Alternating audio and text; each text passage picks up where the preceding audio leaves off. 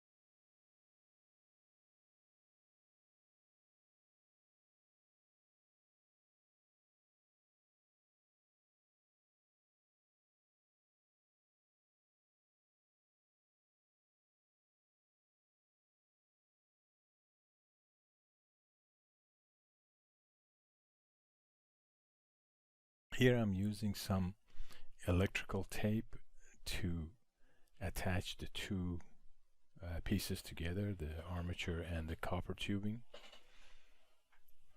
That should be enough to support that armature against the copper tubing. By the way, I did drill a hole into the wood and stuck the copper tubing through that hole, and I think that should be enough to support it in place. I'm going to use some staples to staple the armature at the bottom.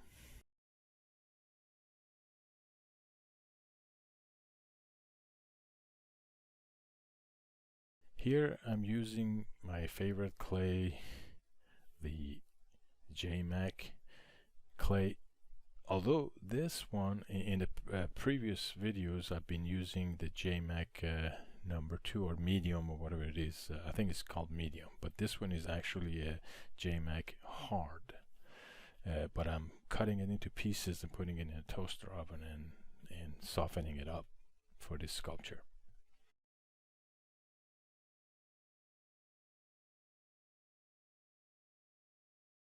So here I'm putting some mass to indicate the hip area.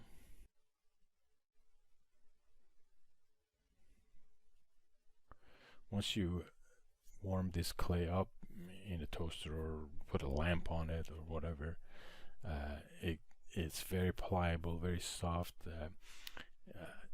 The reason I like this clay is it's very sticky. It sticks together to itself very well, like the previous clay that I was using, the Roma Plastilina. That one, you know, if the two pieces are not the same temperature, it has a tendency not to stick to each other. But this one is really good. I really like the consistency of this one, especially if you warm it just enough to make it feel like you're working with air dry clay or something. Here building the upper torso, the chest area, and indicating the head size, which is just kind of like a profile. I haven't done any measurements so far. I'm sure I'm gonna have to cut some things down to size. It's probably a little bit overgrown, but I wanted to get the main volume in, so I have an idea how to pose it before I go too far. I'm going to try on this one not to be fussy about it and go making details until it's necessary. I want all the right volumes to be there first, and pose it and bend it and what have you, and then go after the details.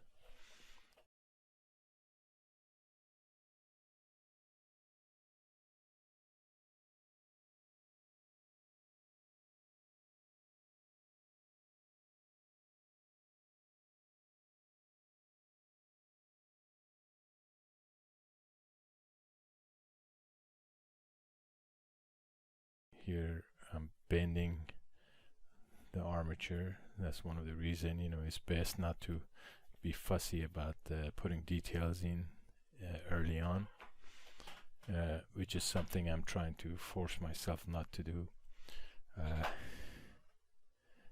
The more I see other artists work, the good artists, they establish that volume first, and then they add details. So I'm trying to follow their footsteps. Adding some more clay to the hip area.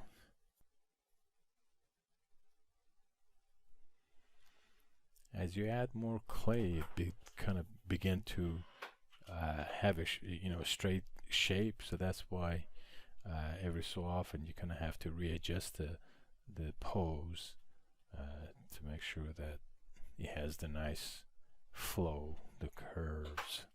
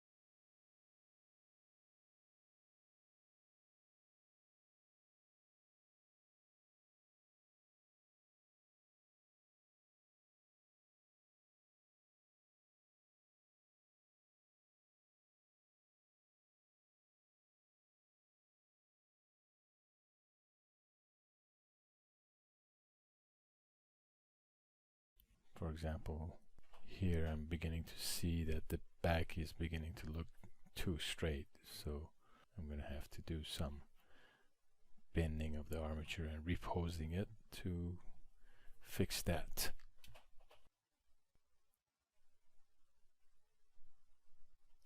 So far I'm just trying to establish the gesture, the overall shape of the sculpture, and then it would be refined. It will be refined later.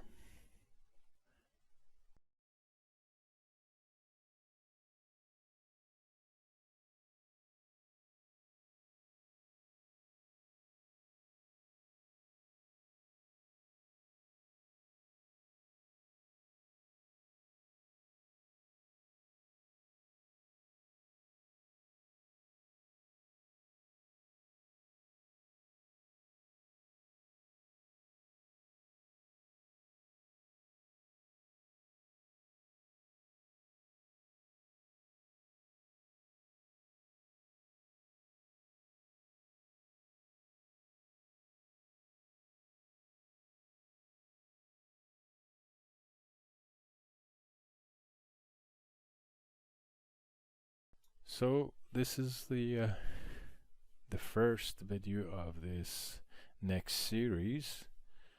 Give it a thumbs up if you like it, thumbs down if you don't like it, and please subscribe to be notified of the new videos. Thanks.